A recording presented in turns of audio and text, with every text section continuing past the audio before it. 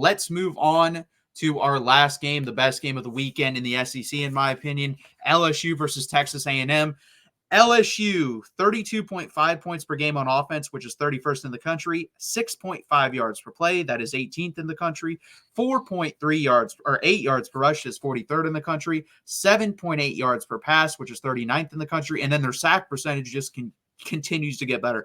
0.79% of dropbacks end in a sack, that is number 1 in the country by a wide margin.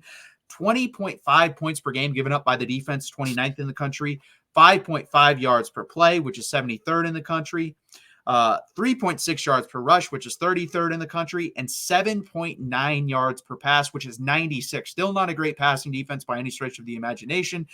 They do get after the quarterback pretty well, 10.91% of dropbacks and in a sack. That is 6th in the country. Now moving over to Texas A&M.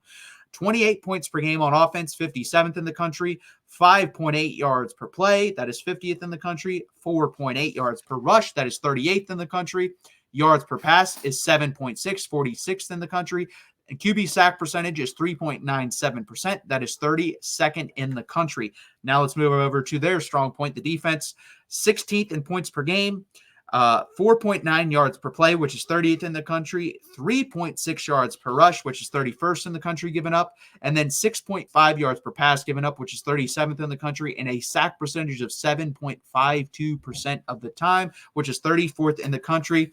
Tyler, what do you have to say about this game? Well, kind of, it's not really similar, but a big key point that I made in the Missouri game was Connor Wigman. I thought that he had to come out and start and throw the football around for Texas A&M to win that game, and it really didn't matter. The offensive line is just playing out of their mind.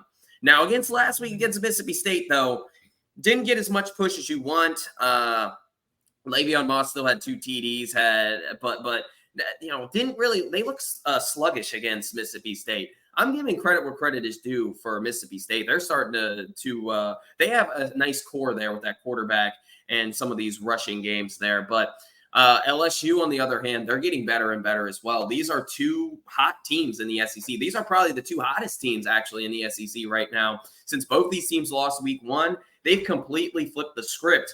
Offensively for A&M, it's getting better. And then defensively for LSU, it's getting better. Look at Weeks, man. He's only a sophomore. He's one of the best linebackers in college football already.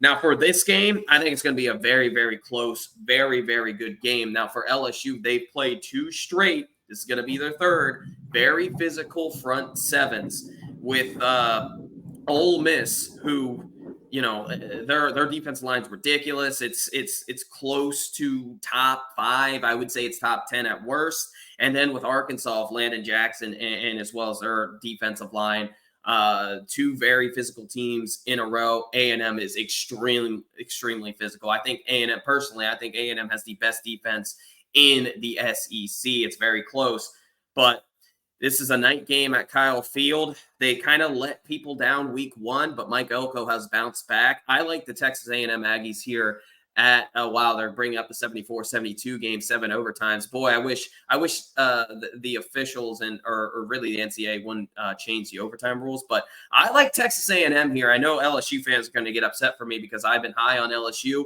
But the Aggies, their offensive line has done very well this season, but that defense is ridiculous with that front 7. That the defensive line specifically with DJ Hicks, Regas on the backside as well at the defensive tackle. Obviously, Scorton, Shamar Stewart, Shamar Turner. I mean, this defensive line is ridiculous, as well as these DBs who led by Lee, who was a Florida transfer, by the way, who's been unbelievable. Mays has been okay. Haven't really seen much from Bryce Anderson, who I thought was going to be ridiculous this year from Texas A&M. Still, he's relatively good. But yeah, I like the Aggies here. I think they're going to be able to control that line of scrimmage. Whoever can win the line of scrimmage will win this game. I like the Aggies here as well as the home crowd. I think it's actually going to be lower scoring than what people would want to see. I think it's going to be a Texas A&M 27-24 win at home. I would take the 2.5, I suppose, barely though, and I would barely take the under. But I think Connor Wigman makes enough plays, but the offensive line for Texas A&M opens up some rushing holes there for Le'Veon Moss and Amari Daniels, and they're going to limit Nussmeier's success rate through the air, kind of like what Ole Miss did, and I like the Aggies here at home. Yeah, in this game, I think it just comes down to whatever quarterback makes the least amount of mistakes. That's where I'm going to go because Garrett Nussmeier, Nussmeier, is a better quarterback in my opinion than Connor Wegman, but they're going against, like I said, Nussmeier's going against the Texas A&M defense, which is really good, but then Wegman is going up against the LSU defense, which has gotten better, but it's still not a really good defense. I would say it's an average defense, honestly. And you're right about Whit Weeks. I said a couple weeks ago, Harold Perkins getting hurt was the best thing that could have happened to LSU because they were trying to build their defense around him. Whit Weeks has come in, and they're not building the defense around him. He's just making plays. He's played very well. So I'm going to take Texas A&M as well. I know have the Texas stuff behind me, but I want to be right. So I'm going to take Texas A&M in this game, 24-20. I think it's a really good game. Usually when these teams play, they're usually damn good football games. So I'm going to take Texas A&M 24-20. I'm going to take the under here as well. And give me the A&M Aggies, unfortunately, to win this football game. And this is kind of like an elimination game, honestly, with the schedules that both these teams have of the SEC championship game. Unless, of course, A&M loses this game and then they beat Texas at the end of the year, they could still make the SEC championship game. But if they lose this game and lose to Texas, you're not making the SEC championship game. So for them, it more closes the gap that they have or closes the mistake windows that they could make. Whereas LSU, I do think if they lose this game, they're going to be out of it because I do think they're going to lose another game. I just don't see them winning out if they lose this game.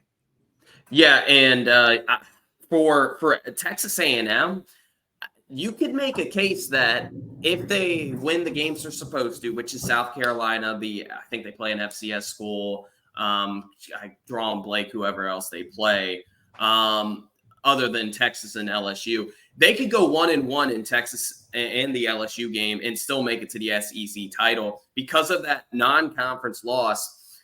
And they would have a head-to-head over the other team that they, would win, which I think it is going to be LSU.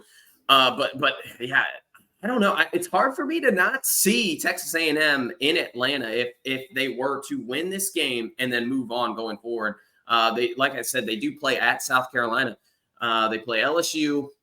I think they play at South Carolina after LSU. I'm drawing a blank on the other opponent that they play, but they were definitely going to be a double-digit. It's Auburn. It's Auburn right before. It's at Auburn right before Texas. That's a trap game. But again, they're going to be a 9-10 point favorite against Auburn, maybe more, depending on how Auburn looks Saturday. So yeah, I really like Texas A&M in Atlanta this year. Believe it or not. I know a lot of people are surprised about that because they think it's the two best teams. No, it's the two teams with the not really easiest schedule, but with the most manageable schedule. And Texas A&M's SEC schedule this year is incredibly manageable with three of their toughest opponents at home. So, yeah, and that's the thing too. I agree. If they win this game, I think there's a really high chance they get to the SEC championship game. If they lose this game, I just don't see it because now that you mentioned the Auburn, if Auburn and South Carolina are back-to-back on the road, I think they split that. I don't think they're winning both those games if they end up losing this game.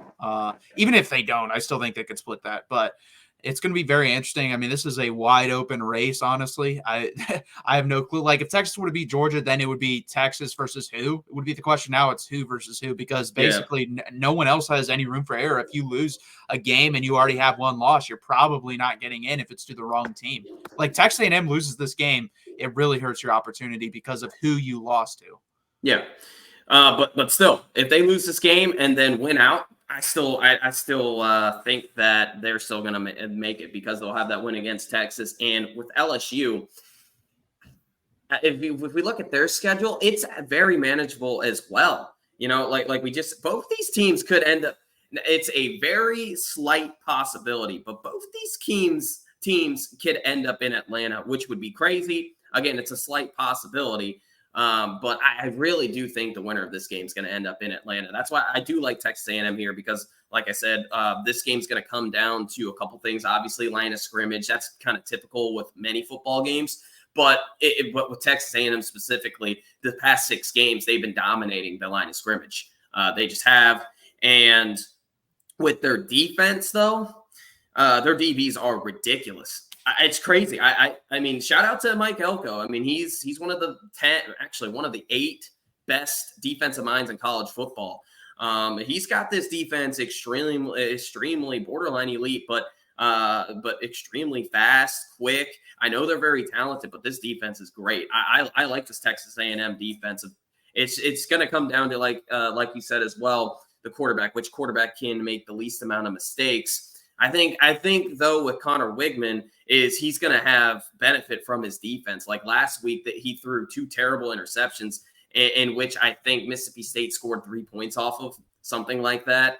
One of them was in the red zone. That was just a terrible read. Literally threw it right to the Mississippi State linebacker.